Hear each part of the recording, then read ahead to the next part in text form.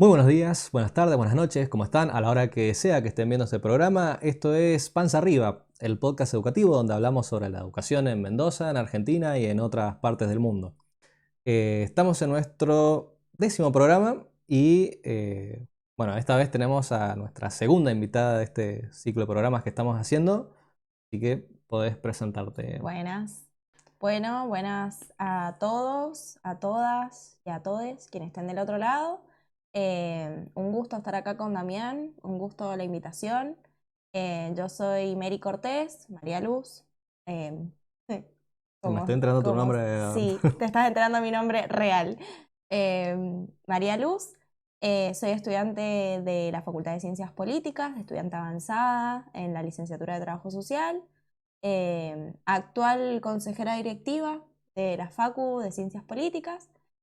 También integro el centro de estudiantes de esa institución. Y nada, también actualmente terminando el taller, el curso de formación de talleristas de ESI para el nivel secundario y superior junto con Damián. Así que... Genial. Bueno, gracias por venir. Este, y bueno, antes de arrancar con el tema de hoy, quiero hacer un agradecimiento. Hemos logrado el primer hito de este programa, que es llegar a los 100 suscriptores. Así que gracias a las dos personas que nos estaban faltando que se suscribieron y a todos los que vienen de antes. Y bueno, tenemos hoy dos grandes temas para hablar. El primero tiene que ver con la ley de centros de estudiantes y lo que es la participación ciudadana y en la democracia de los y las estudiantes. Y por otro lado, bueno, el gran evento que hubo la semana pasada con la marcha universitaria eh, y posteriormente, bueno, lo que finalmente fue el veto de la ley y la ratificación de ese veto. Pero para arrancar y entrar en tema, vamos a ver un video que no es sobre algo que pasa, o sea, capaz que sí pasa en Argentina y no lo sabemos, pero el video... Seguro, seguro sucede. y muy universalizado. Sí. El video es sobre una escuela en Alemania. Lo vamos a ver y después vamos a hacer algunos comentarios al respecto. Die vielleicht schon mal und Mitschüler jetzt auch mit aufgenommen und ihr habt jetzt Wenn man sich aktuelle Tendenzen in der Gesellschaft, auch in der Politik anschaut, dann ist es wichtiger denn je, heute und jetzt mit Schülerinnen und Schülern über Demokratie zu reden, über unser Grundgesetz zu reden, über die Werte, die unsere Gesellschaft ausmachen.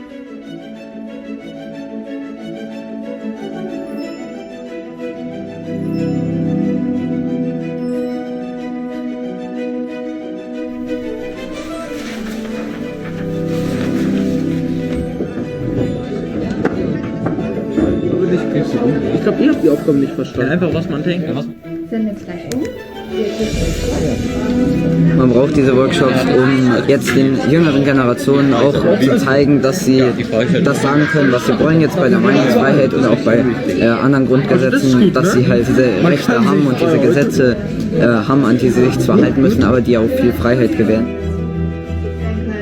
Wo genau müsst ihr das beschreiben? Oder Dass sie in Zukunft auch unsere Demokratie mitgestalten, den Mut dazu haben, für sich und ihre eigenen Überzeugungen einzutreten und dadurch unsere Demokratie zukünftig stärken werden.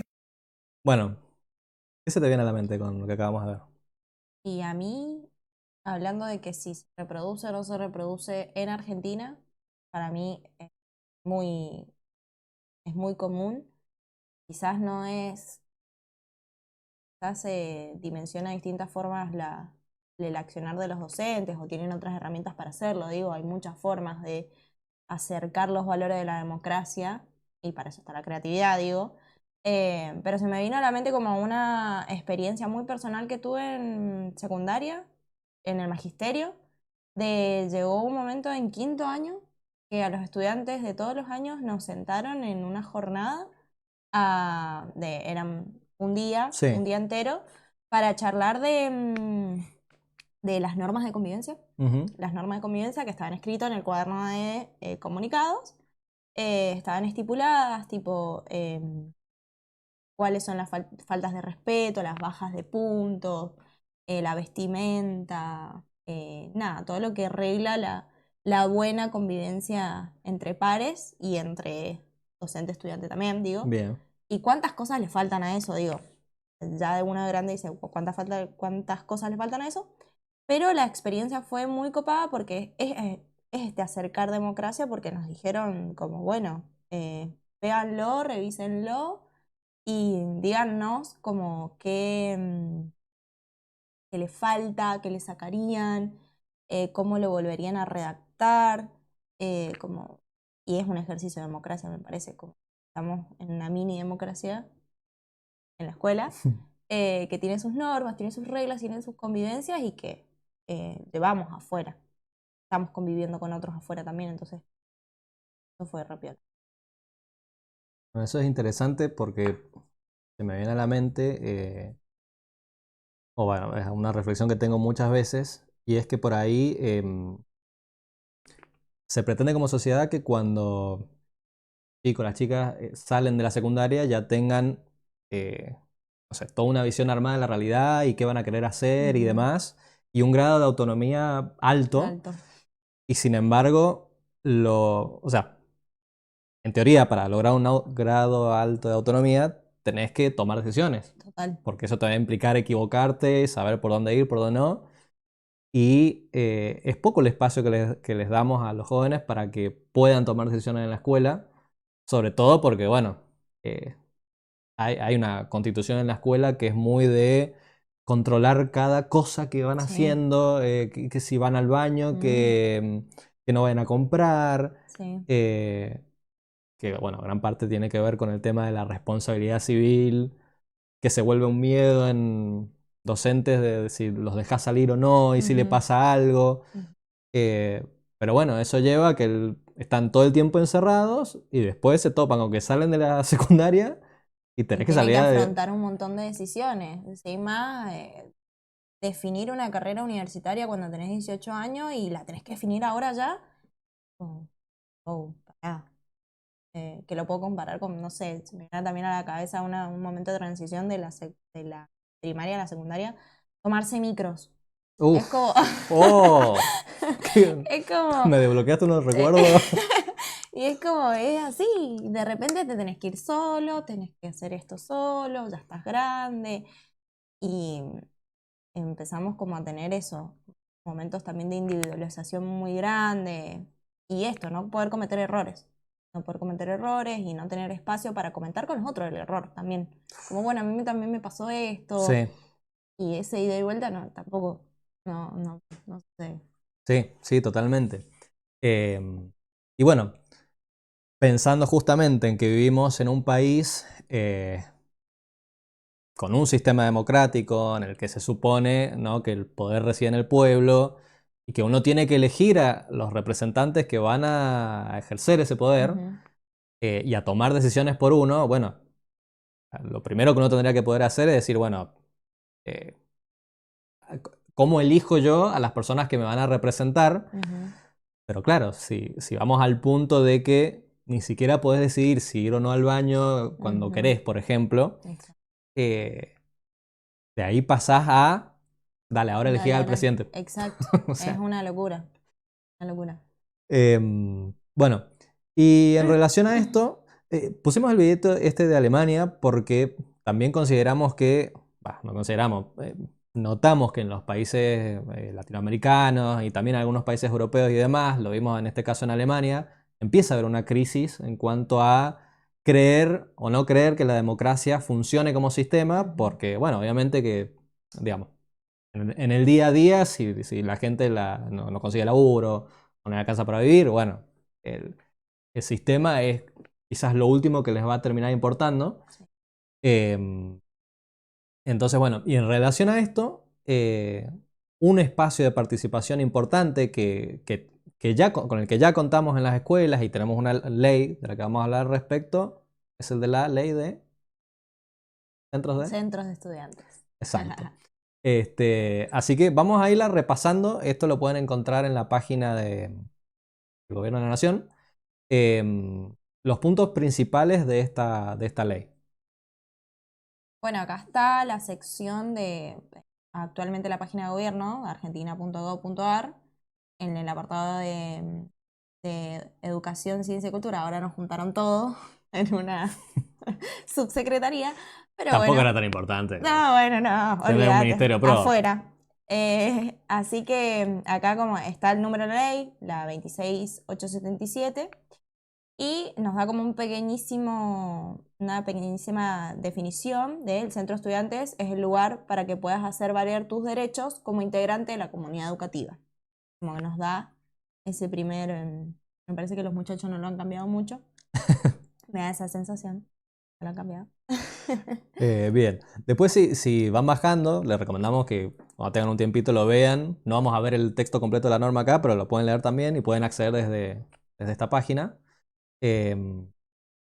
Se plantea, bueno, que es un centro de estudiantes, un órgano democrático que representa a estudiantes, formado por alumnos de establecimientos educativos para defender sus derechos y también fomentar la participación joven dentro y fuera de la escuela. ¿Dónde funcionan? Funcionan en instituciones educativas públicas, escuelas secundarias, institutos de educación superior, instituciones para adultos y de formación profesional. Que igual, de todas formas, sabemos que en la realidad, donde haya un espacio, donde hayan voces, donde haya el espacio de, muchas veces, lamentablemente también de los adultos que permitimos dentro de las escuelas, los directores, los docentes, los no docentes, ¿cómo se llaman? ¿Receptores? Los preceptores, digo, toda esta comunidad educativa, mientras esté el espacio para reunirse, me parece que va a suceder y en Mendoza tenemos antecedentes de eso, de escuelas privadas teniendo sus propios centros de estudiantes. Y además universidades como la UCA y otras que han tenido intentos de formar un centro de estudiantes, como la Universidad de Mendoza también, e intentos de formar este órgano de representatividad, que no me parece menor, digamos. También es un espacio re importante no solamente para los reclamos y construir, ver de cómo afrontar ciertas problemáticas, sino para que fluyan otras cosas como el encuentro en el arte, en la música, en lo que nos hace un poco más convivientes con el otro, las cosas en particular y lo que compartimos, la diversidad, etcétera, como conocer también a la comunidad a través de ese espacio de encuentro. Y eso. Totalmente. No, pero está bueno lo Sí. de aclarar esa parte y también la parte esta de las privadas, porque, bueno, en principio la ley habla de instituciones públicas, entonces eso quizás puede dar a que en algunas escuelas no se fomente esto si no son públicas. De hecho, de todas formas, no es que en todas las escuelas públicas se fomenta que haya un centro de estudiantes, pero la ley permite que si hay estudiantes que lo quieren formar, bueno, te tienen que dar el espacio. Exacto. Bueno, ¿para qué sirven, entre otras cosas? Para formar, ya lo dijimos, estudiantes en las prácticas democráticas, defender los derechos humanos, el derecho a aprender. Pensemos que, bueno, estos procesos que estamos viviendo hoy por hoy digamos, de financiamiento del sistema público, que a la larga puede terminar en una privatización, es importante también que los chicos tengan este espacio y bueno, y puedan defender también este derecho. Sí. El derecho a expresarse libremente, a mejorar la calidad también de la educación, o sea, también los chicos pueden hacer aportes en ese sentido. Eso también me parece interesante porque, y acá, bueno, en mi caso como docente, yo en los últimos años he por ahí empezado a plantearle a los chicos, bueno, propongan ustedes por ahí actividades si se les ocurren, más allá de lo que yo proponga y que no sea todo tan lineal de arriba abajo. Pero también es un espacio que uno como docente tiene que habilitarlo, porque no va a salir de los chicos, o no siempre, Sí, total. el proponer algo a ellos. Promover, bueno, también la participación en cuanto a los problemas educativos. Acá también se me ocurre que, bueno, no... obviamente que va a haber escuelas donde quizás los equipos directivos o los docentes no van a encontrar todas las herramientas para resolver cosas, o quizás no van ni las resuelven o ni las ven, digamos. Bueno. También hay una falta de bueno, que son paradigmas, confluyen y conviven, pero digo, siempre la mirada del estudiante y muchos avanzadas y retrocesos que hemos tenido también de eso, del lugar que le damos al estudiante en ciertas cuestiones, ciertas formas de ver la vida educativa, las prácticas, todo. Totalmente. Bueno, esto, gestionar ante las autoridades los pedidos y necesidades de estudiantes. Bueno, y también por ahí insertar a estudiantes en la sociedad en cuanto a acciones que puedan beneficiar a la comunidad. Bueno, ¿quiénes pueden formar parte del centro de estudiantes? Todos los estudiantes regulares de una institución educativa tienen derecho a participar en el centro de estudiantes. Y el centro de estudiantes no le pertenece a ningún estudiante ni un grupo de estudiantes porque es una asociación pública que representa a todos los jóvenes que van a la escuela, ¿no? Siempre sabemos que se da esto en la práctica de por afinidad a ciertas ideas y a la pluralidad también y a la diversidad justamente se forman ciertas agrupas que después van a disputarse justamente ese lugar de representación, pero es eso, ¿no? Son pública que represente verdaderamente a todos los jóvenes, o los varios los votan, digo. O si hay veces que hay una sola lista que tiene la suerte de ser la única, bueno, le Claro, ahí mandan. zafa.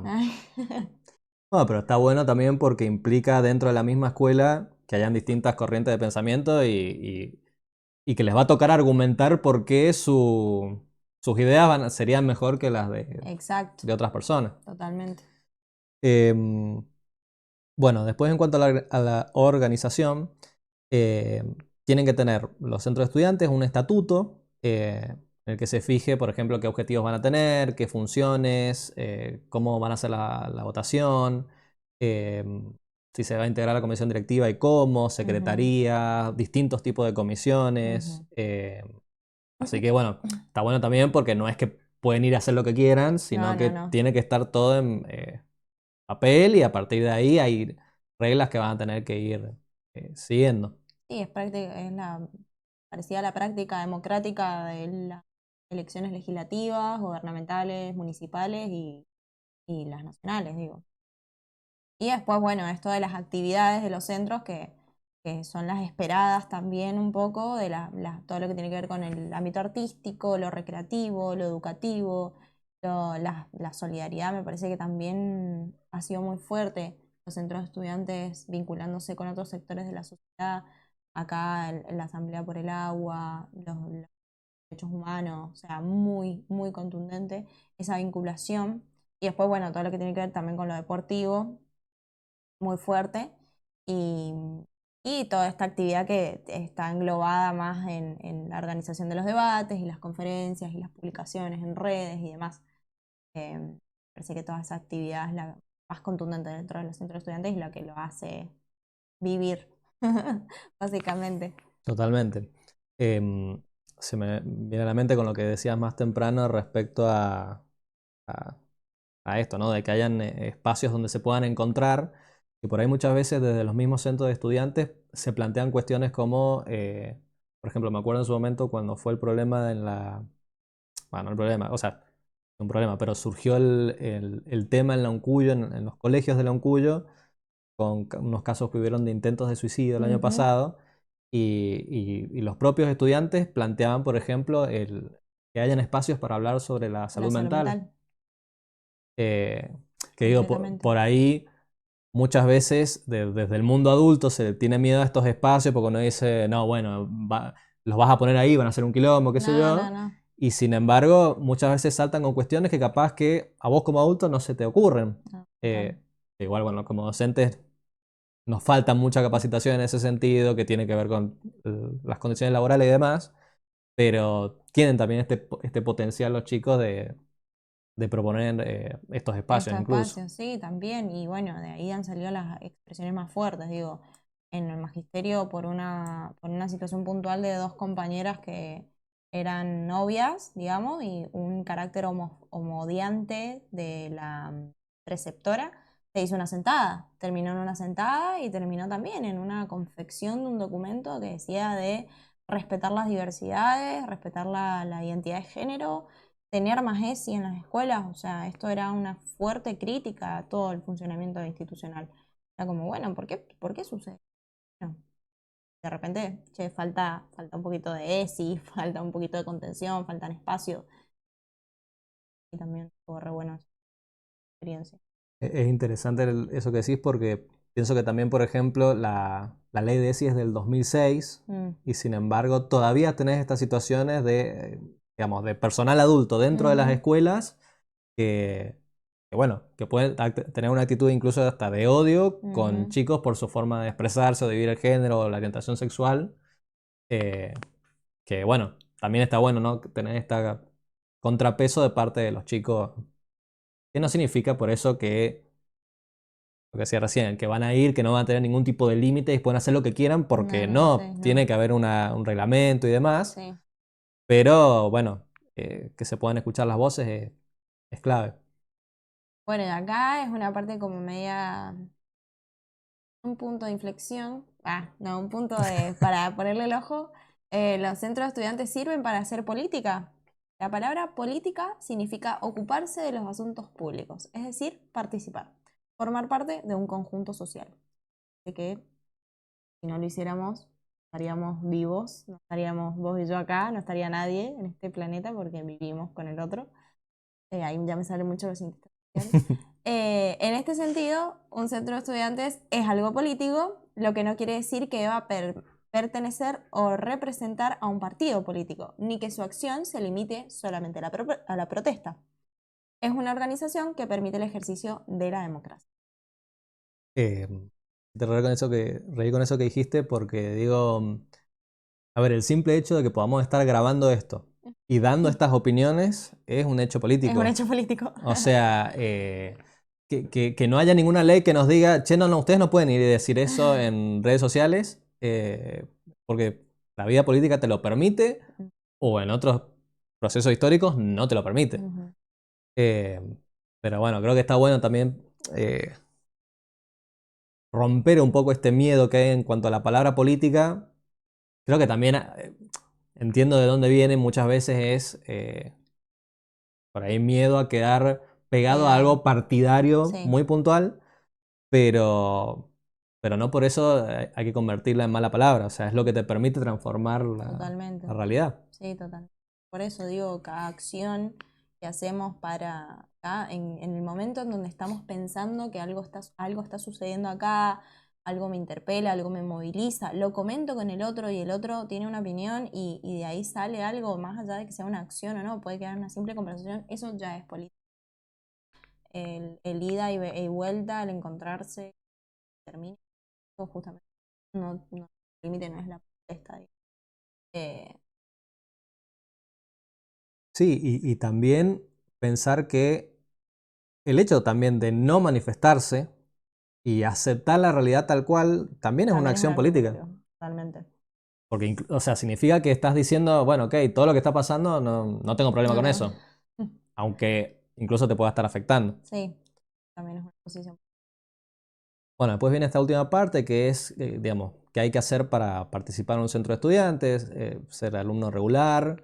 ¿Qué tienen que hacer las autoridades educativas? Esto es importante. Alentar la participación y garantizar que funcionen los centros de estudiantes. Todos los colegios tienen centros de estudiantes, bueno, no, pero lo pueden tener si quisieran hacerlo, por lo menos en las instituciones públicas. Y esto importante, que nos va a dar pie para lo que sigue, que es si los centros de estudiantes se pueden agrupar. Y efectivamente pueden agruparse en federaciones regionales o nacionales. Lo que vamos a ver ahora son distintas agrupaciones de centros de estudiantes. Las vamos a pasar rápido, pero es como para que conozcan por si no tienen mucha idea del tema. La primera que vamos a ver se llama Renace, que básicamente son centros de estudiantes de todo el país bueno, que están agrupados. En este caso habían hecho una publicación respecto a, bueno, así querías armar el centro de estudiantes, hablan del tema de que se cumplen 11 años de la ley de centro de estudiantes. Esto también es interesante porque, pensando en esto de la palabra política, que puedan haber centros de estudiantes es algo político. Porque podría no haber una ley que lo permita o Que lo incluso fomente. que lo fomente, o incluso podría haber una ley que diga no hay. Claro, totalmente. Bueno, se habla del tema de que se necesita más organización estudiantil y se invita a que se sumen al Renace. Em, esta organización puntualmente, el año pasado, digamos, no sé si se fomentó, impulsó un proyecto sobre que quede como ley el programa de Conectar Igualdad, que es el que habilita, por ejemplo, la conectividad en las escuelas y la entrega de las netbooks. O sea que, bueno, hasta ese punto puede llegar una organización así si justamente están los chicos, chicas en la misma. Totalmente, sí. Y para esto sirven esto es lo bueno de estas organizaciones, esto es enorme, pensemos que es a nivel la nación, y por eso también su tinte, digo, de seguir e impulsar estos programas y estas políticas universales y más abarcativas nacionales, digamos. Pero hay otras que bien son más locales, como es la siguiente que vamos a ver. Y bueno, esta es la FES Mendoza, que es una federación de estudiantes secundarios en Mendoza. Por lo que sé, actualmente la presidenta es una chica de la Escuela del Normal. Está integrado por el Colegio del Cook, por el DAD, por el Vicente Zapata y otros más. Eh, O sea, incluye también los de colegios de colegios universitarios y de la universitarios, DGE. exacto. Y han estado haciendo han estado haciendo visibilizaciones muy fuertes en las marchas, por ejemplo. Han estado acompañando cuando se cumplieron los 48 años de la Noche de los Lápices. También hicimos una concentración en la legislatura, donde estuvieron charlando, habían llevado un documento escrito, habían hecho producciones en sus escuelas, mucho acompañamiento de las preceptoras, de las vicedirectoras, directoras, muy fogoneado, digo, y tiene un nivel de organización muy copado. Entiendo que también a veces se les complica, qué sé yo, algún tipo de organizacional, juntar a los centros de estudiantes secundarios es como un poco más complejo, digo, pero se han puesto objetivos muy claros, han estado en las marchas, digo, tienen vinculación. En la última marcha se subieron al escenario a hablar, a leer su propia parte de un documento, muy contundente, muy emotivo, hablando de la democracia, hablando de los valores, hablando de la necesidad de tener a sus docentes bien pagos, o sea, todo un discurso muy contundente, muy formado e impresionante. Bueno, de hecho, como dato de color, estuvieron cuando fue el último gran paro provincial de docentes de la DGE en el 2022. Hubo una marcha multitudinaria y ellos estaban ahí con sus banderas y todo, digamos, apoyando el Apoyando. reclamo. Eh, bueno, y contanos también de la que sigue. Bueno, y acá tenemos otro gran gremio estudiantil, pero ahora hablamos de la FUCUYO, que la FUCUYO yo siempre lo explico como el centro de estudiantes de los centros de estudiantes en la Universidad Nacional de Cuyo y la UTN, los engloba. Es el máximo órgano de representación estudiantil de la universidad. Sería el centro, o sea, que El engloban los centro centros de cada facultad. El centro de estudiantes de los centros de estudiantes. Tienen elecciones propias. Ah, bien. Tienen elecciones por fuera de las elecciones del centro de estudiantes, una elección, ¿cómo se puede decir? Autónoma. Claro, podría ser. Tiene su propia autonomía, digamos, se elige federación por un lado, consejeros directivos y superiores por otro, pero es el órgano gremial más grande de la Universidad Nacional de Cuyo.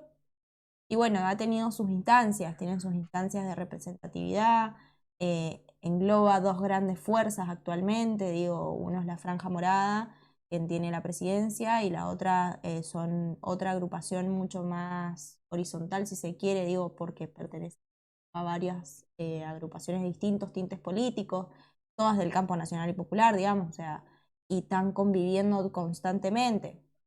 Ahora actualmente el fervor por todo lo que se está viviendo del veto recientemente aprobado y el de financiamiento general que hay en las universidades, es como este órgano necesita moverse, tiene que estar movilizado, es muy complejo también, digo, Exactas está en Luján, Claro, sí. el ITU tiene otra, es como otra dinámica, pasa lo mismo que en los secundarios, digo, también es como difícil, pero tienen también sus mecanismos, sus asambleas, interfacultades, tienen un órgano legislativo que es el AFUYO, y bueno, es otro gran fenómeno, digo, de la organización estudiantil, muy grosso. Bien, entonces bueno, hicimos un pequeño repaso de esto que son las agrupaciones de centros de estudiantes.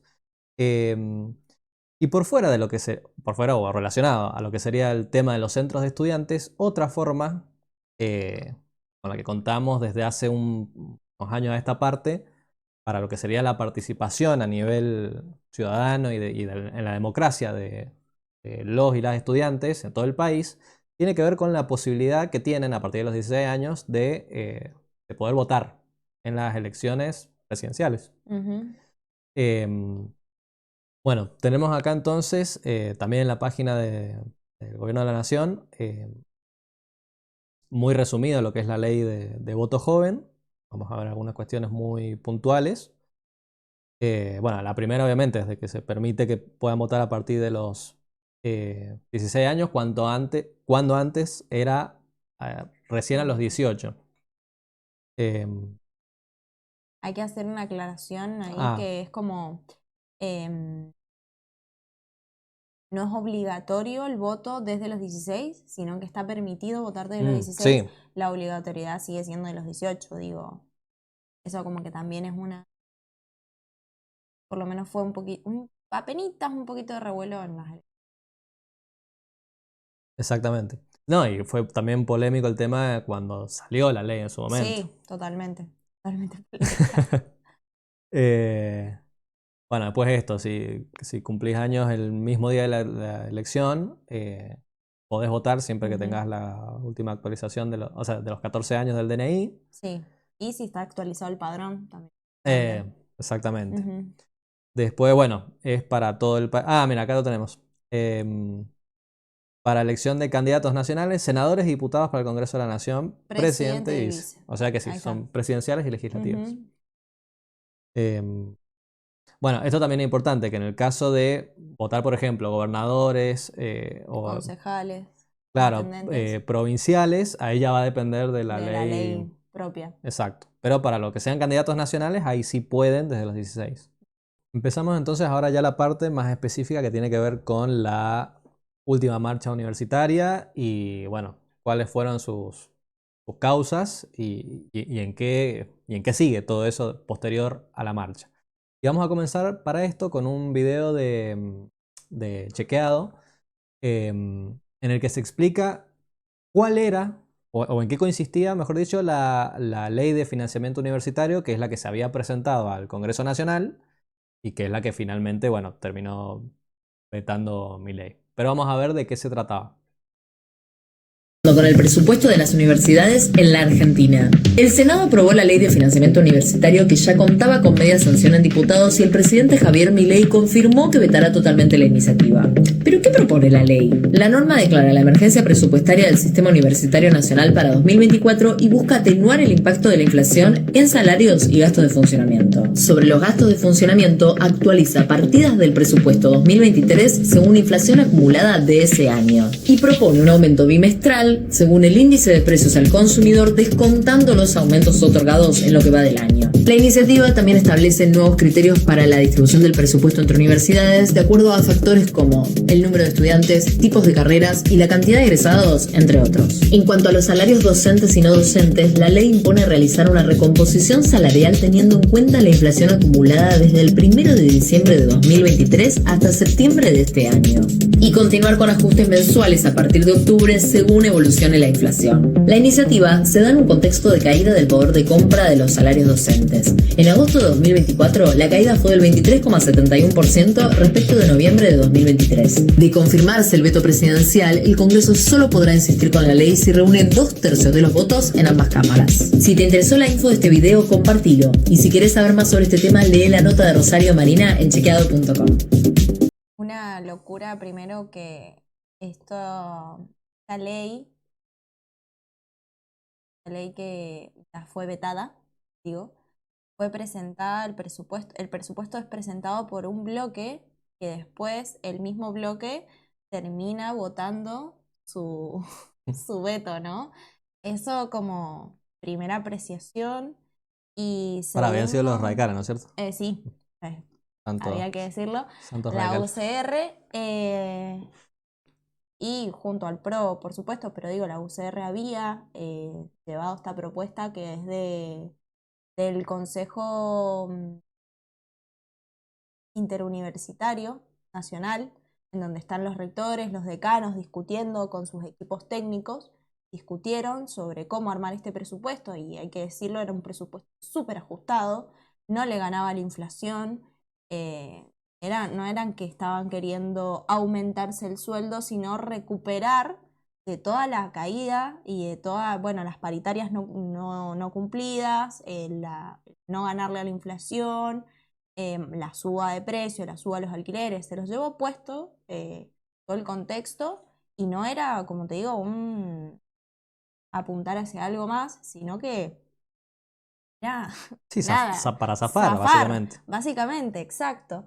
En ese sentido, nosotros hemos estado haciendo agarrar estas leyes, estas normas y empezar a entender el funcionamiento. Digo, como consejera directiva, hemos estado teniendo que armarnos estas herramientas para conocer el presupuesto, para desglosarlo, para saber de dónde viene, porque también es lo que se ha dado públicamente, digo. Esto ha salido a la luz y, o sea, la luz, digo, en el escenario público ha sido un eje de discusión, por eso la gran marcha del 23 de abril y la gran marcha que sucedió ahora, creo que ha calado y es re importante que quienes estamos en las universidades, pero también afuera, estemos sabiendo de qué hablamos, teniendo los números, sabiendo los mecanismos. También otra de las cuestiones era las auditorías. Este plan de la misma ley dice estipulaciones de números de estudiantes, de egresos, eso se logra con una auditoría, que ya hay previamente, ya sabemos que nuestras unidades académicas se auditan, se autoauditan, tienen auditorías de agentes externos como la CONADU, o sea, constantemente están en revisión.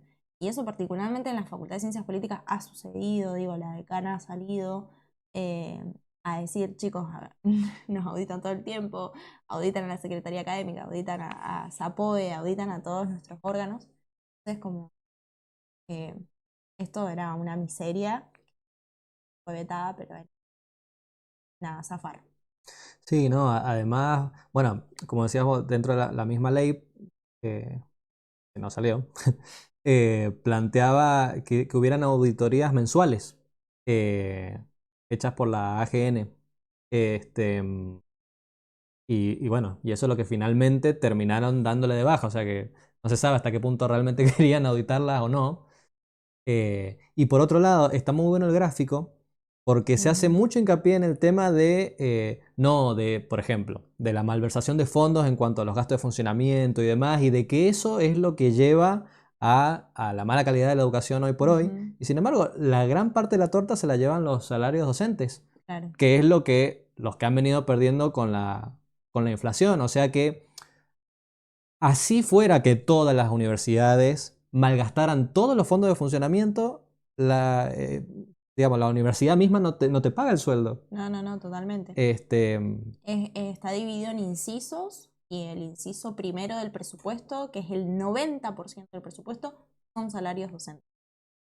Docentes y no docentes. Docentes y no docentes, sí. Y el 10% después están todos los otros gastos de infraestructura, de programación, de de extensión, de todos esos programas van en un 10% del presupuesto. El 90%, el grosso, es para...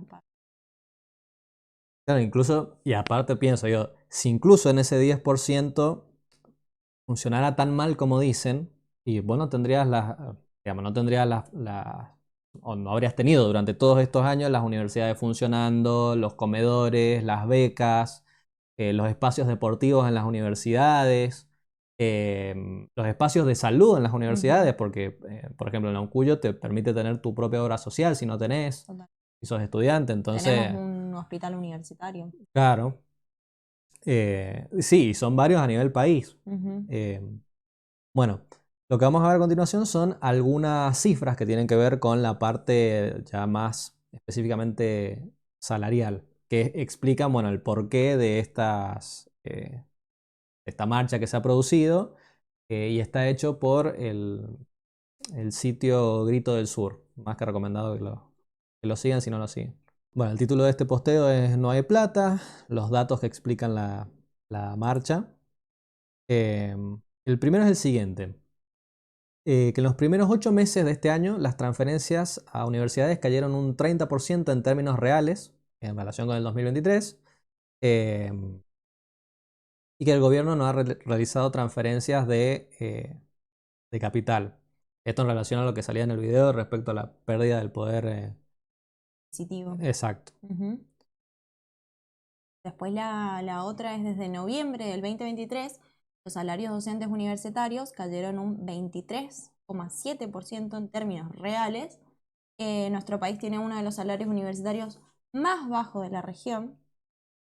Por ejemplo, un auxiliar de primera con dedicación simple, que está traducido en 9 horas semanales, y 10 años de antigüedad, cobró en agosto del 2024 un salario bruto de 232.000 pesos. Mientras que en diciembre del año pasado percibía 132.000. O sea, es una brutalidad. Además, dato ahí, paréntesis, también hago para meter un poco de todo lo que he estado aprendiendo. Se dice que estamos con un presupuesto reconducido, porque lo que hizo Milei fue directamente no discutir el presupuesto universitario y mantuvo los números del 2023. O sea, es una cosa de locos, ni siquiera discutió una cifra, no ha discutido ni poner un peso más en ninguna de las áreas. El término es reconducir el presupuesto. Exactamente. Acá una aclaración. El tema de las 9 horas semanales. Obviamente que hay docentes que tienen distintos tipos de dedicaciones, pero acá el número que hay que prestar atención es, a ver, si este docente con 9 horas semanales cobra 232.000 pesos, si tuviera una dedicación completa de 40 horas semanales, no llegaría ni... O sea, llegaría con mucha suerte. Bueno, no sé en cuánto está la canasta básica hoy, más de 900. Sí. Eh, 800. Claro. Entonces, como para darse una idea, porque si no pareciera, bueno, trabaja 9 horas, ¿qué quiere cobrar? Sí, pero hay que hacer la relación en cómo sería con el cargo completo. Uh-huh. El último aumento que se había anunciado, que era 6,8%, fue rechazado. ¿Pero por qué? Porque la pérdida que es desde noviembre hasta esta parte del año es del 25%. Y por lo tanto, digamos, como para recuperar lo que se ha perdido, tendría que haber un aumento del 33%, por lo menos. Y después lo más fuerte del recorte presupuestario, que el gobierno también recortó los gastos de capital de las universidades, son las obras públicas o los gastos en infraestructura, particularmente. Según la CONADU, el presupuesto inicial prorrogado del 2023, que era lo que yo te decía de lo reconducido, era de 31 millones. 31.000 millones, perdón. Y en este caso, las partidas no solo no fueron actualizadas por la inflación, sino que además sufrieron recortes. En abril, el gobierno restó 165 millones al presupuesto. O sea, es... Que no solo no se actualizaron, sino que lo bajaron. Lo bajaron, exacto. Bueno, esta parte es interesante. Se habla que el ataque a la universidad pública es también un ataque al acceso popular a la educación por lo siguiente. Fíjense, actualmente 2 de cada 3 estudiantes de las universidades públicas pertenecen a los deciles 1 a 6, que serían los deciles. Los deciles son como niveles en los que se toma en cuenta la sociedad en su conjunto, y los primeros serían los que menos poder adquisitivo tienen y los más altos los que más poder adquisitivo tienen. Bueno, 2 de cada 3 estudiantes pertenecen del nivel medio para abajo. Digo por esto que ha estado surgiendo de que no, bueno, ¿para qué la universidad pública si los pobres no van a la universidad? Bueno, Ujú. eh, la gran mayoría de las personas que van a la universidad pública son de los niveles medios y bajos. Y al contrario, fíjense que en las universidades privadas, 2 de cada 3 estudiantes, la mayoría, son de los niveles 7 al 10. Ujú. O sea, de los niveles más altos, lógicamente, pero digo, eh, si solamente tuviéramos universidades privadas, claramente los que menos irían serían las personas pobres y de niveles medios. Ujú. Que obviamente supone que la idea es que puedan ir para ascender socialmente, pero bueno, hoy es la herramienta que tienen también. Bueno, a continuación vamos a ver muy cortito, mientras seguimos hablando, un videíto sobre lo que ha sido la marcha universitaria acá en la provincia de Mendoza. Em, Estas son imágenes publicó la autora Jiménez. Em, ¿Cuántas personas fueron? Se hablaba de unas 37.000. Eh, Era una locura. sí, sí, fue bastante gente. Mirá, un poquito menor que la de abril, digamos, pero fue una locura. Ahí vemos las imágenes en el dron, son increíbles. Y una gran columna estudiantil, muy grande también. Eso hay que, es notorio, digo.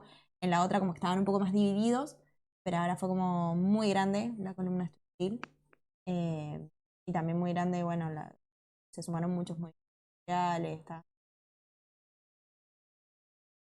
El movimiento no es un movimiento, es una grupa de jubilados Ah, que no los vi.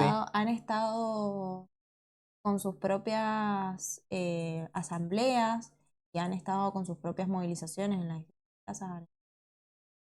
Bueno, la Marcha por el Agua estaba también. Muchos movimientos sociales, muchos sindicatos y representación de todas las decanas. Ahora estaba, por ahí andaba. Bien. Bueno, y lo que vamos a ver a continuación, esto era como para mostrar algunas imágenes de la marcha. Vamos a ver un testimonio de una estudiante en lo que fue la marcha en Buenos Aires. Vamos a decir algunas cosas al respecto. Pero estás bancando la universidad pública. Contame tu historia. Bueno, yo empecé en UADE en el año pasado, ¿sí? Elegí la carrera de la licenciatura en Gobierno y Relaciones Internacionales y no estaba en las universidades públicas. Entonces es la razón por la cual yo estoy estudiando en UADE. El hecho de que yo tenga la oportunidad de poder estar estudiando ahí es gracias a que mi mamá, como dice el cartel, se recibió en la pública y gracias a ese trabajo entonces me lo puede bancar. Es la razón también por la cual estoy acá. ¿Sentís que hay un prejuicio con la gente de universidades privadas? Sí, por supuesto, o sea, el estigma que existe del universitario de la privada de, qué sé yo, que es un cheto, sin conciencia de clase, que no une dos neuronas, es mentira, o sea, nada que ver. Por supuesto, tenés un montón hay una diversidad de opiniones políticas increíbles, pero no es como se piensa realmente, o sea, no, nada que ver. ¿Y qué opinas de esta idea del gobierno de que las universidades públicas son una cosa de la casta, de adoctrinamiento político, que son un gasto? ¿Qué opinas? Mi mamá no se salió de ahí y yo no veo que sea así. La verdad es que me parece que es una lástima porque destruí generaciones y al fin y al cabo la educación termina sosteniendo lo que va a ser el futuro del país, ¿no? Y es una pena que se instaure este discurso, sinceramente. ¿Tenés muchos compañeros de la UADE que venían hoy? Tenía algunos, pero no pudieron venir por temas personales. La que se hizo el 23 o 24 de abril estuvimos también presentes y sí vinieron, pero predomina una posición de que no. O sea, somos menos los que venimos que los que van. Sí. Me parece que lo que se vio en ambas marchas fue justamente todo esto de los distintos partidos políticos, los distintos estratos, la familia, el ciudadano, el trabajador, todo el mundo ahí confluyendo en una marcha que tenía una bandera que le pudo decir que no a Milei. O sea, se vio un consenso social muy contundente que fue, se me viene a la mente el video de Martín Tetaz, que No, está a ver. dando una nota diario en una radio. Y claro, él habla de la universidad pública y que él está acá en la movilización y pasan y lo putean de arriba abajo y él mismo dice, frena la nota y dice, qué bueno que esto es este lugar, dice, te das cuenta que acá estamos confluyendo todos los partidos políticos y todas las ideologías porque acá me están puteando a mí y estamos en el mismo lugar peleando por la universidad pública, por la educación pública. Claro, es eso, o sea, es lisa y llanamente eso. Ha confluido muchas personas de todos los estratos sociales, de toda la ideología política, en un lugar diciendo, bueno, basta, este es el límite realmente. Eso me parece que fue histórico. Sí, no, pienso también, este testimonio por ahí rompe un poco con esta idea del discurso individualista que intentan instalar desde Nación, de que uno tiene que pensar solamente en uno y demás, y bueno, y hay personas que, como el caso de esta chica, que estudió en una universidad privada, pero también personas que tal vez nunca estudiaron en la universidad o porque no pudieron o porque no quisieron y sin embargo entienden que, bueno, que es algo que le permite a muchas personas poder conseguir, digamos, salir adelante, ascender socialmente o cumplir un sueño o conseguir un trabajo. Entonces, bueno, me parece que también está bueno ese poder pensar desde lo colectivo. Y no solamente bueno, si no me afecta a mí directamente, ni me meto, ni me pronuncio, ni nada, porque Total. creo que también eso está a piola. Bueno, vamos a ver otro videito más. Este es de Radio con Voz. Vamos a escuchar un poquito a Tenenbaum. ¿Sabés qué me van a decir? Anda a buscar al fondo del arco, Javier. Estás caliente porque hubo 300.000 personas, mientras el sábado pasado, a duras penas, juntaste 5.000. En otra nota aparece la discusión sobre cuánto ganan. Un ayudante, el sueldo básico, 125.000 brutos. El más alto, el jefe de cátedra, 1.130.000. Un jefe de trabajos prácticos cobra 189.000 con jornada simple, 378.000 con media jornada. Un profesor adjunto percibe 220.000 con dedicación simple, 440.000 con dedicación semi-exclusiva y 881.000 con dedicación exclusiva. O sea, sueldos realmente muy bajos comparados con la preparación que tiene que tener un profesor para enseñar. Al mismo tiempo, los tuiteros que trabajan para Adorni y para Milei, que ellos ganan 3 palos. Yo no te estoy diciendo que rajando a todos esos inútiles que están en la Secretaría de Comunicación resolvés el problema del presupuesto universitario, pero da un poco de ejemplo. O sea, levantás el dedo contra uno, contra otro, recortás sueldos de profesores, recortás sueldos científicos, recortás becas y le das a John Doe, a ese Carreira, le das un sueldo de 3 palos. No jodamos. Si viajás en avión privado a ver Elon Musk, no me expliques que un profesor de química de la universidad es un chorro o es un mantenido porque gana 800 lucas. No es cierto que estén discutiendo cajas, están discutiendo la esencia de la organización social argentina, porque les ha molestado toda la vida que haya chicos pobres que terminan siendo médicos. Entonces, en el fondo, lo que les molesta es eso, es que no sean ellos los dueños exclusivos del país. Sumamente claro, sumamente claro como... Tuve la misma sensación que Ernesto. Sí, totalmente, porque es eso, ¿no? La construcción de una igualdad de oportunidades en donde no es la revisión, es directamente la destrucción por destruir. Es esto que decíamos recién, la ley de financiamiento tenía un apartado diciendo van a haber auditorías mensuales por tal y tal agente. Es como ni ellos mismos están queriendo tratar de ni siquiera problematizar, porque quizás, bueno, querés instaurar algo para problematizarlo, porque es algo que viene latente en la sociedad. No, es la destrucción misma por justamente esto que dice el compañero. Es como no se aguantan que el pobre llegue a la universidad y sea médico. Y este problema de la distribución de la riqueza que hemos tenido siempre, que los sueldos más paupérrimos no puede ser que sea quien nos salva la vida en los hospitales, y en los centros de salud, y quienes nos dan una parte grosa de nuestra vida, que son los profesores y los docentes de todos los niveles. Es increíble. Sí, también se me viene a la mente que Milei siempre plantea esta cuestión de volver al modelo de fines de 1800 y principios de 1900. Bueno, justamente era un modelo de país donde eran muy pocos los que concentraban mucha riqueza y mucha gente que, bueno, que no la pasaba para nada bien. Y es el camino de esto, porque el hecho de tener un sistema universitario público y con el alcance que tiene el sistema argentino, permite justamente eso, que muchas personas que de otra manera no podrían llegar, lo puedan hacer. Y esto que decís vos, esta cuestión de la destrucción, porque uno dijera, bueno, a ver, pongámosle que nos ponemos todos de acuerdo en que funcionan mal las universidades, ¿sí? Bueno, hacerlas funcionar bien. Claro. O sea, no pedimos tanto. Tenés la presidencia. Digamos, si quisieras arreglarlo, suponiendo que tiene un problema, no sé. Todo el máximo. Claro, no hay nadie que pueda más que vos hacerlo. Claro, Ahora, si la solución a arreglar algo que funciona mal es sacarle plata, cuando ya tenés... A ver, si vos ya sabes que hay personas pobres que no todas las personas pobres pueden llegar a la universidad, que los salarios vienen en caída hace años y ahora se ha profundizado, que hay muchos docentes trabajando ad honorem gratis. Esta parte parece que siempre se obvia. ¿Por qué no te pones como meta, no sé, pagarlas a los que laburan gratis? En lugar de decir, no, los que trabajan y les pagan, ganan mucho. No, ganan poco y hay otros que no les pagan, o sea, no... Pero bueno, cosas. Están viendo. Ahí no la están viendo.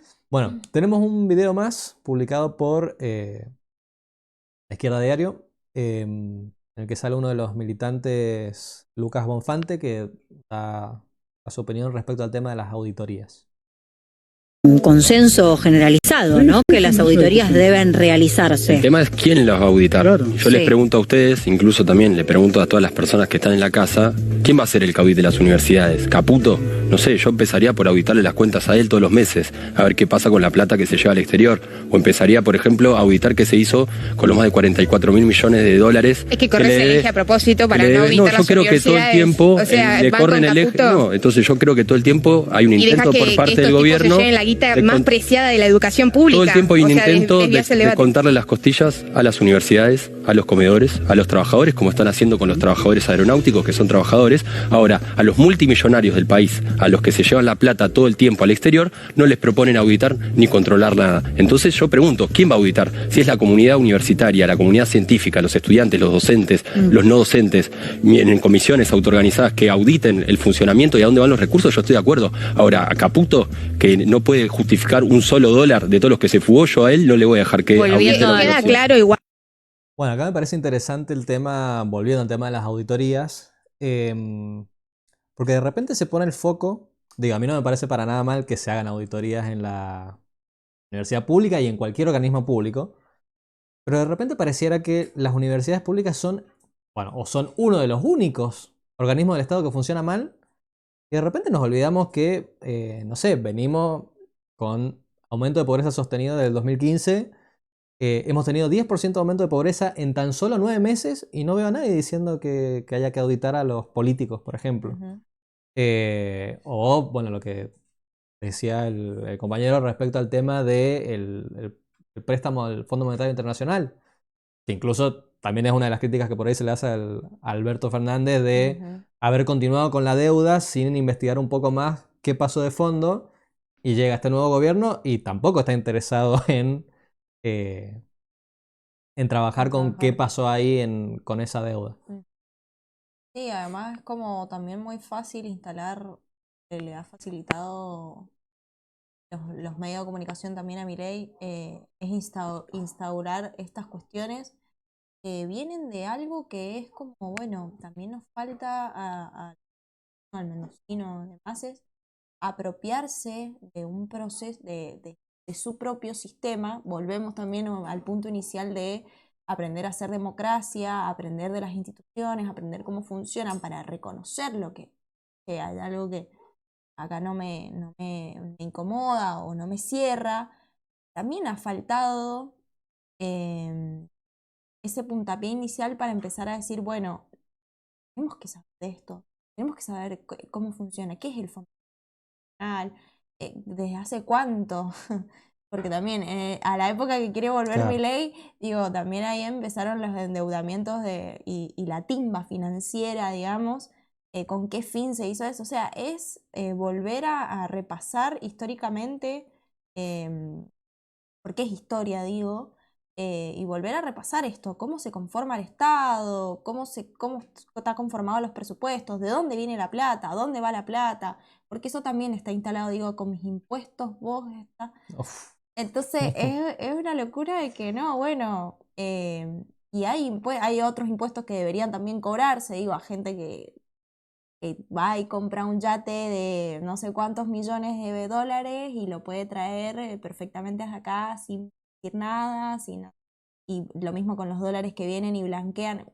Toda una cuestión de que también nos sobrepasa la información de las redes, nos empuja, nos abusivos de todo y quedamos como abrumados de toda la información y al final no terminamos entendiendo nada. Es como también volver un poquito de causas de cosas que siempre van a suceder. Digo, lo del FMI no es de ahora, ha sido de siempre y bueno, eso tampoco nadie lo vuelve a traer y lo vuelve a poner y está discutiéndose todo el tiempo. También ha provocado eso, me parece, mi ley de arrasar con toda la información. Sí, Y sí. provocar un... Sí, no, y también esta cuestión, esto no, que decís vos, de siempre tenemos el foco en no mirar de los que tenemos arriba y el foco está más bien puesto en, bueno, a ver, del que tengo al lado, ¿quién es el que me está cagando? Claro, total. Y Totalmente. estamos peleando entre personas pobres prácticamente, pero bueno, sí, hay una gran campaña ahí comunicacional Sí, de fuertísima. este gobierno. Bueno, el videito que sigue es respecto a sobre una desinformación, bueno, una de miles que circularon, pero esta es una en particular.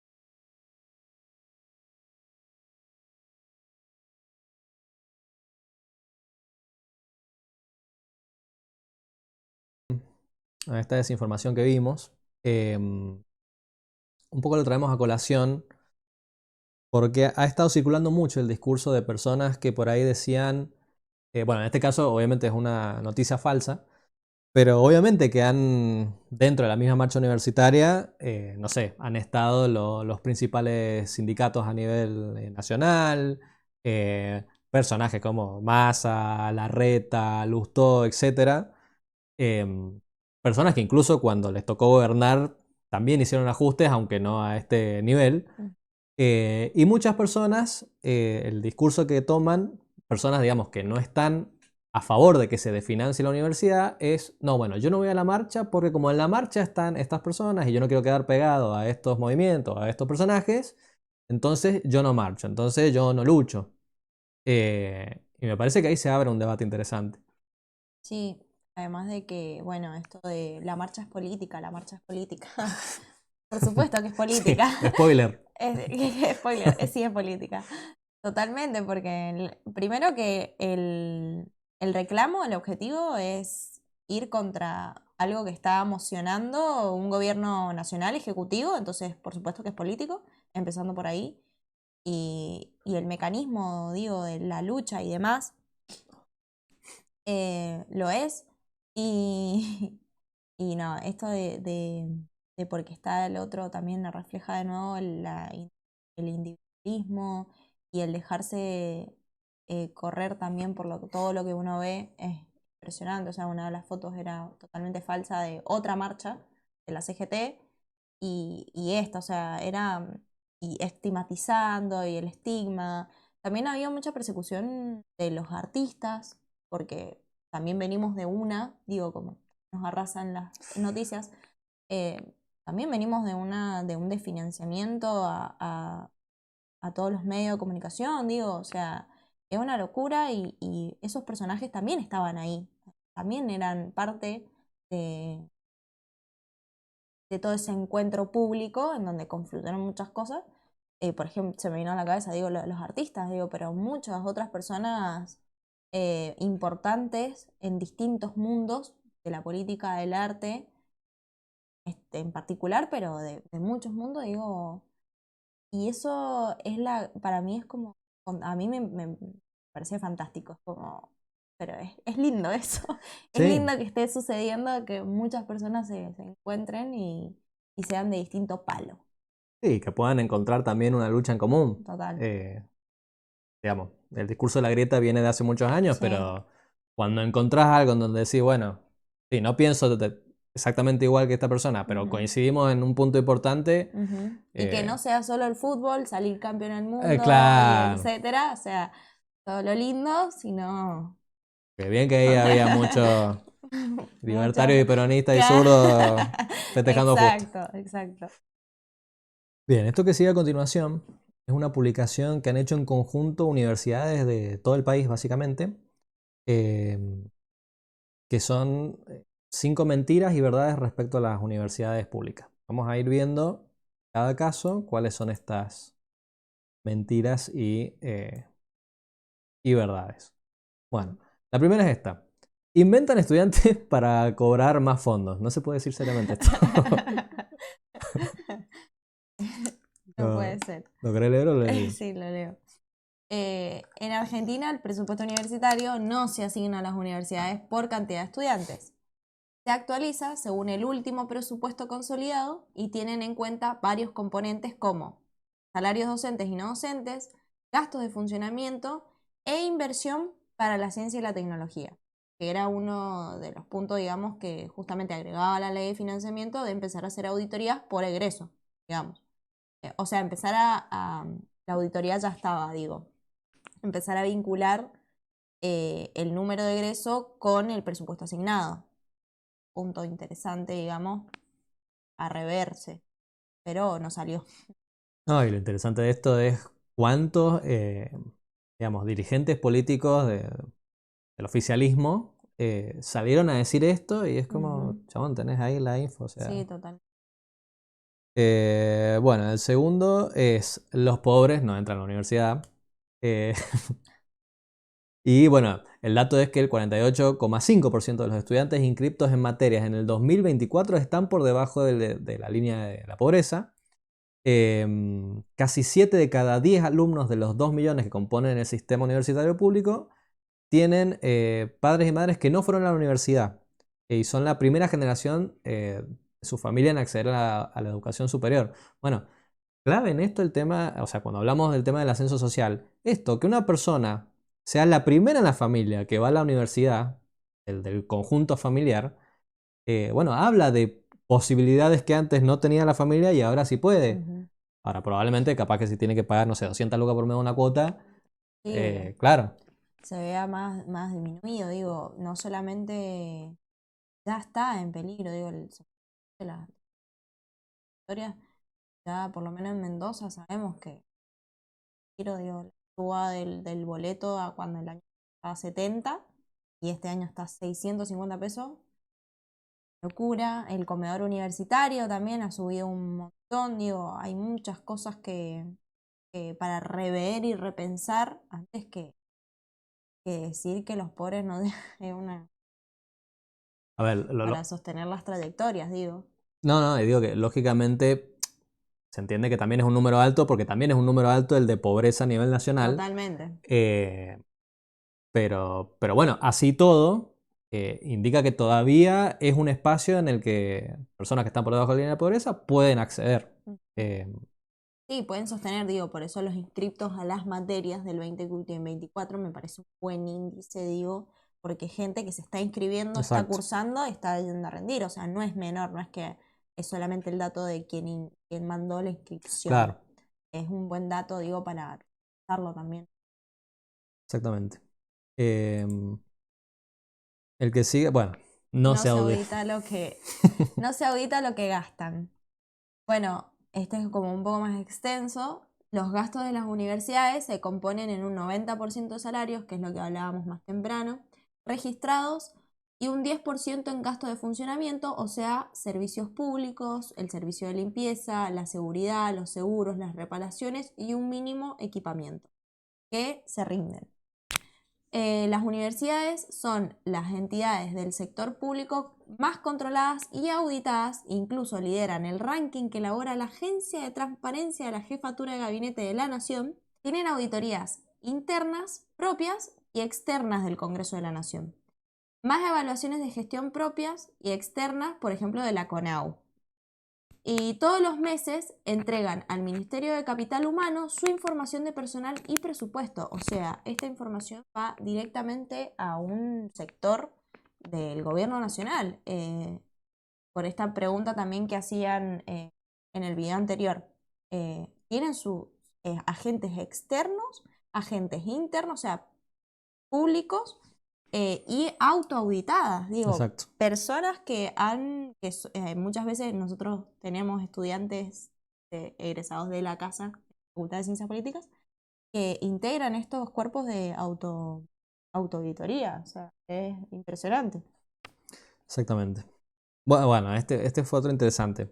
Los salarios están por encima del sector público en general. Esto es falso porque los trabajadores universitarios perdieron más que ningún otro asalariado desde diciembre de 2023, incluso más que los empleados públicos del Estado Nacional. Los salarios de más del 85% de docentes de universidades nacionales están por debajo de la línea de la pobreza, mientras que más del 60% de las y los no docentes se encuentran en la misma situación. Y bueno, la pérdida de poder adquisitivo ha sido durante el 2024 del 30%.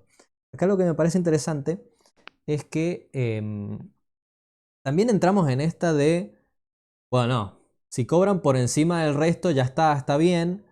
Y en realidad, a ver, los del sistema público no universitario también han perdido. Entonces, digo, me parece que también hay que tener cuidado en no caer en que esté bien que a un empleado público le paguen más o menos que a otro, cuando en realidad todos deberían ganar bien, sin importar de que fueran universitarios o no universitarios. Totalmente. Pero en este caso, bueno, puntualmente este año, cuando se hace la comparación de todos lo que han perdido estatales de la universidad y por fuera, bueno, han perdido más los universitarios. Además de la reducción, volvemos a lo mismo, de la reducción de puestos de empleo formales en el sector público. Sí. Ha habido una reducción brutal con despidos y demás, o sea, eso también hay que tenerlo en cuenta.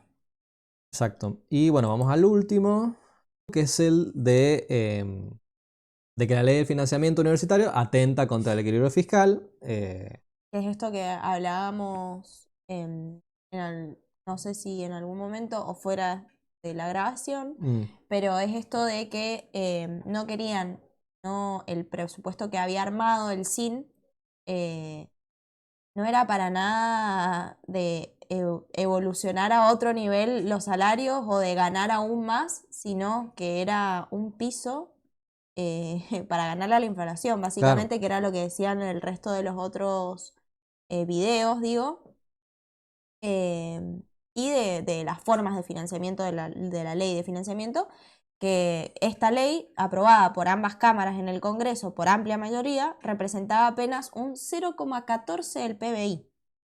Similar, por ejemplo, a lo que el gobierno dejó de percibir por bajar los bienes personales, una medida que benefició a sectores sociales de altos recursos, por ejemplo, que estamos hablando del impuesto a las ganancias, impuesto a bienes personales. Y por otro lado... El de ganancias sí se cobra. El de ganancias sí se cobra. Si era laburante sí se cobra. Y por otro lado, ese 0,14 se podría financiar con el superávit financiero anual acumulado, que lo ha salido a decir el ministro actualmente, digamos. Sí, que según ellos es de mucho más que un 0,14 Sí. el superávit que va a haber. Sí. O sea que, digamos, plata de dónde sacar, claramente hay. Había plata. Hay plata. Sí, hay plata. Bien, bueno, finalmente la ley que había sido aprobada, Javier Milei la vetó, que es una opción que tiene él como, la posibilidad que tiene como presidente de la nación, pero ese veto tenía que ser o ratificado, o sea, darle el ok, digamos, desde el Senado Nacional, desde el Congreso Nacional, o se le podía rectificar y darle de baja. Que después incluso Milei había dicho que si así todo terminaba, digamos, perdiendo esta batalla, lo iba a llevar a la justicia. Bueno, no le hizo falta, finalmente, porque terminó siendo aprobado el exactamente. Veto. O sea, de hecho, bueno, no todos votaron para ratificar el veto, pero le alcanzó con ese mínimo de votos que necesitaba. Tenemos esta noticia que es de este posteo que es de la revista Anfibia. Y este gran dato, que es que la mitad de los diputados que votaron a favor del veto son graduados de la universidad. Exactamente. Bien, en relación a esto, han pasado cositas acá en la Universidad de Cuyo. Sí, una diputada en específico que da clases en la Facultad de Ciencias Políticas, menos fue declarada persona no grata para el Consejo Superior de la Universidad Nacional de Cuyo por votar a favor de este veto. Digo, es muy fuerte ver realmente a muchas figuras importantes que nos representan, digamos, haber salido de la universidad pública. Vetar esto es papelón, digamos, cosa de que no están representando realmente al pueblo, me parece, las repercusiones que hubieron públicas y las que siguen habiendo, digo, en ese sentido, papelón público. Sí, ¿no? Y además, bueno, esto es en la UNCUYO, pero en otras universidades del país también se está intentando llevar a cabo esta medida de que quienes son diputados y trabajan actualmente en una universidad pública, declararlas también personas no gratas, que bueno, me parece algo lógico, porque decís, a ver, saliste de ahí. O sea, saliste es de como ahí un montón. Y estás trabajando ahí, estás dando clases, es un montón. Sí. Bueno, y lo último que tenemos tiene que ver justamente con, bueno, las otras repercusiones que son la de las tomas de universidades que estamos empezando a ver en estas últimas horas. A partir de, bueno, de que se ratifique este veto a la ley de presupuesto universitario. Este posteo es de la querida Miriam Bregman.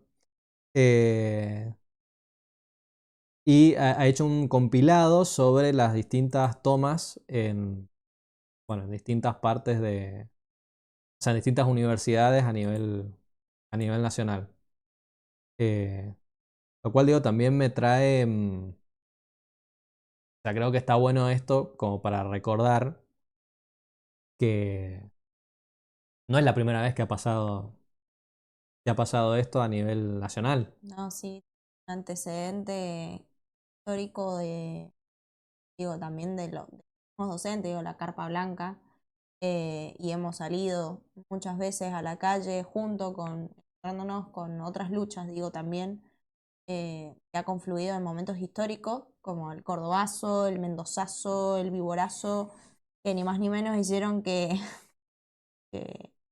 los milicos, parte de los milicos, el régimen militar tambaleara. O sea, es muy contundente lo que ha sucedido, es muy fuerte también, digo, a nivel personal, a nivel militante, a nivel estudiante, digo, muy fuerte toda la bronca se ha complosionado, digamos, y bueno, es el lugar que es muy fuerte el posta verlo. Digo, como estudiante es muy loco estar en una toma, estar ahí, pasar hambre, frío, todo es una cosa, una cuestión simbólica muy fuerte. Pienso también en que hace un año está este gobierno nacional.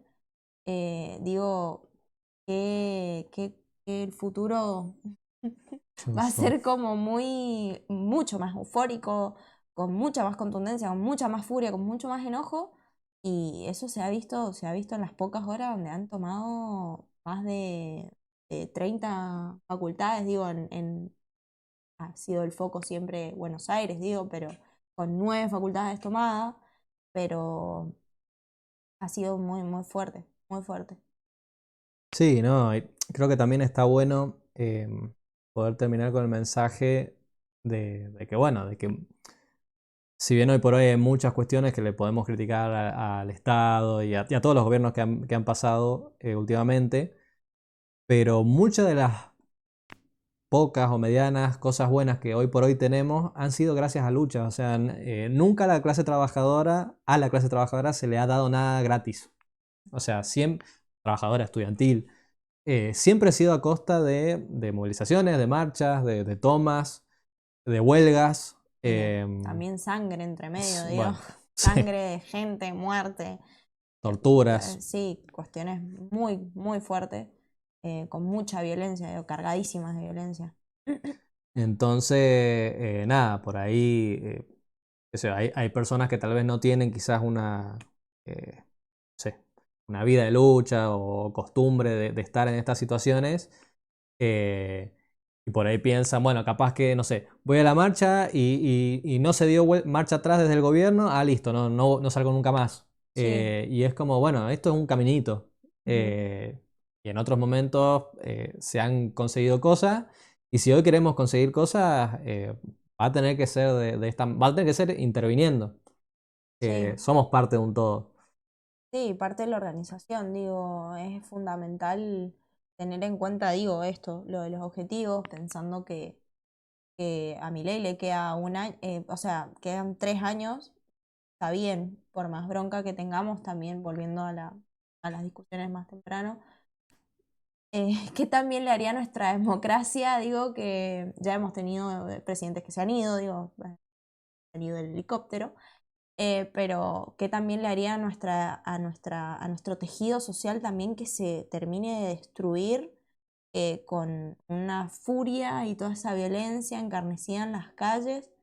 Me parece que esta es otra generación totalmente distinta que, bueno, hay que repensarlo, hay que verlo, digo, yo lo pienso internamente, lo he pensado muchas veces y digo, siempre los lugares de organización son fundamentales. La organización, y volvemos, repasamos hilo conductor de todo también, organizarse, encontrarse, estar, intervenir justamente organizadas con el otro y con el otro, otra.